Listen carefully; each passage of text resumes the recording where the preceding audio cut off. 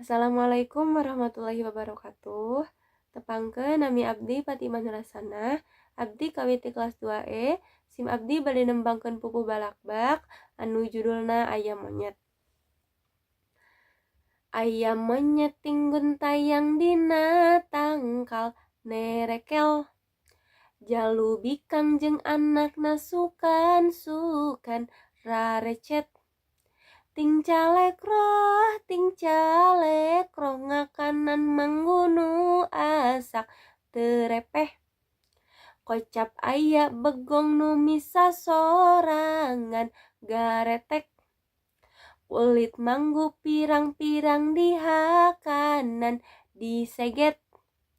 Dipiceunan sabab pait karasana molelel. Katenjoan ku indungna dicontoan dipesek.